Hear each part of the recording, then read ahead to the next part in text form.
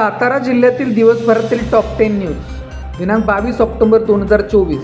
Powered by hotel Sahyadri, स्वाभिमानाची Wadephata Satara. Soybean उत्पादक घाट्यातच गेल्या 5 वर्षातील स्थिती. एका बाजूला लाडक्या बहिणींच्या खात्यात 1,500 टाकले जात असताना दुसरीकडे लाडक्या दाजींच्या पिकाला हमीभाव मिळतो की नाही याकडे मात्र सोयीस्करित्या दुर्लक्ष केले जात आहे. यामुळे शेतकरी हवालदिल झाला आहे. गेल्या 5 वर्षात शेतीमालाचे उत्पादन खर्चात दुप्पट वाढ झाली, परंतु सोयाबीनसह अन्य पिके दरात मात्र घाट्यातच आहेत. सोयाबीनचा 2020ला प्रति क्विंटल 6,000 रुपये भाव होता, तो आता 4,200 रुपयांवर आला आहे. महाबळेश्वर प्रकल्पाबद्दल आक्षेप काय म्हणता?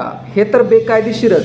निसर्गतज्ञ डॉक्टर मधुकर बाचुळकर. समुद्र सपाटीपासून 1,000 मीटर अंतरावर कुठेही विकासकाम करू नये असा नियम आहे.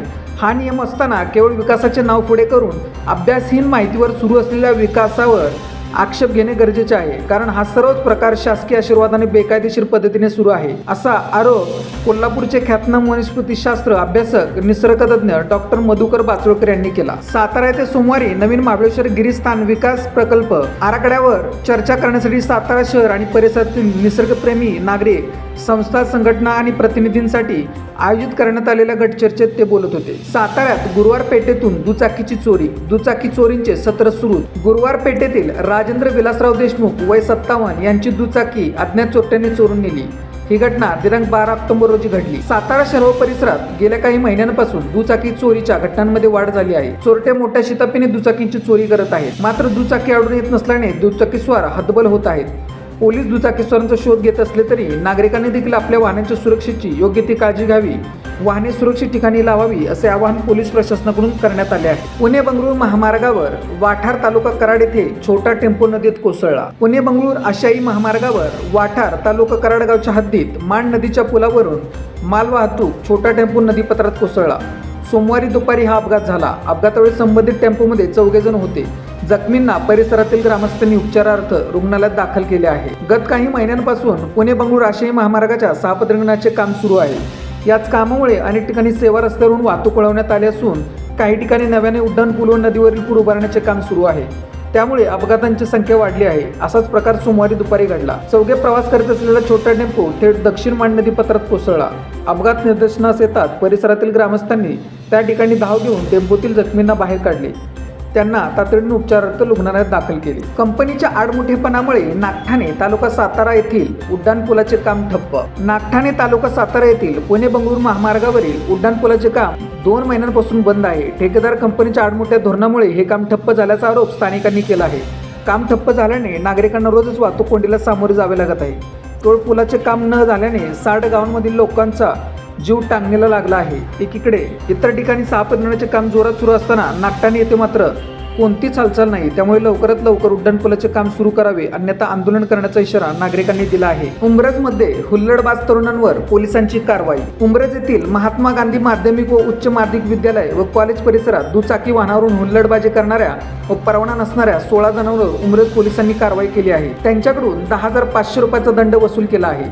उंब्रज येथील कॉलेज परिसरात गेल्या काही दिवसांपासून मारामारी, हुल्लडबाजी करणे हे प्रकार सुरू झाले होते. या प्रकारामुळे सर्वसामान्य नागरिकांना त्रास होऊ लागला होता. याची दखल घेऊन दिनांक 21 ऑक्टोबर उंब्रज पोलीस ठाण्याचे सहाय्यक पोलीस निरीक्षक रवींद्र बोरे यांच्या मार्गदर्शनाखाली उंब्रज पोलीस ठाण्याचे पोलीस यांनी विद्यालयाच्या आवारामध्ये दुचाकी घेऊन येणाऱ्या हुल्लडबाज तरुणांवर कारवाई करण्यास सुरुवात केली.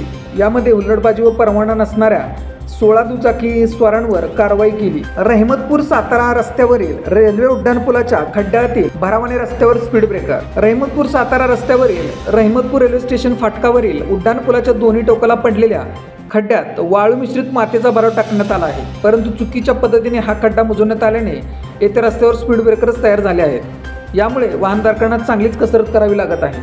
यामुळे हे खड्डे व्यवस्थित मुरुम टाकून मुजवावेत अशी मागणी वाहनधारकांकडून होत आहे. मायनी भागातील जनजीवन परतीच्या पावसाने विस्कळीत. खटाव तालुक्यातील मायनी भागामध्ये परतीच्या पावसामुळे जनजीवन विस्कळीत झाले आहे, तर सातत्याने पडणाऱ्या पावसामुळे सकल भागात व शेती जमिनीमध्ये पाणी साठले आहे.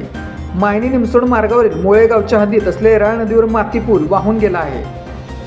खरीप हंगामानंतर परिसरामध्ये रंगीबाचे लगबग सुरू आहे. यातच पावसाळ्यातील परतीच्या पावसाने शेतकरी वर्गाचे प्रचंड नुकसान होत आहे. कोरेगाव उत्तर भागात परतीच्या पावसाने फळबाग ऊसाला फटका. कोरेगाव तालुक्यातील उत्तर भागात गेल्या 3-4 दिवसांपासून होणाऱ्या परतीच्या पावसाने सोयाबीन ऊसासह फळबागाचे नुकसान केले आहे.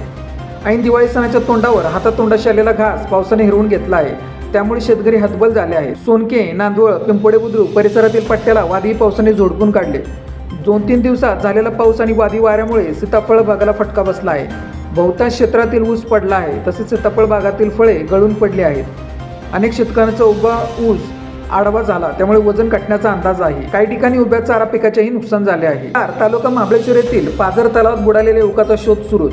तालुका महाबळेश्वर येथील पाझर तलावात पोहण्यासाठी गेलेल्या युवकाचा शोध अद्यापही सुरूच आहे. महाबळेश्वर ट्रेकर्सकडून शर्तीची झुंज सुरू असून दुसऱ्या दिवशी तरुणाचा शोध लागला नाही. 20 ऑक्टोबर रोजी दुपारी 4:30च्या सुमारास भिलारमधील पाझर तलावाकडे 4-5 मित्र मिळून गेले होते. त्यावेळी तो युवक पाझर तलावात बुडाला होता. अशाच बातम्यांसाठी जिल्हा साताराच्या सर्व सोशल मीडिया प्लॅटफॉर्मला फॉलो करा.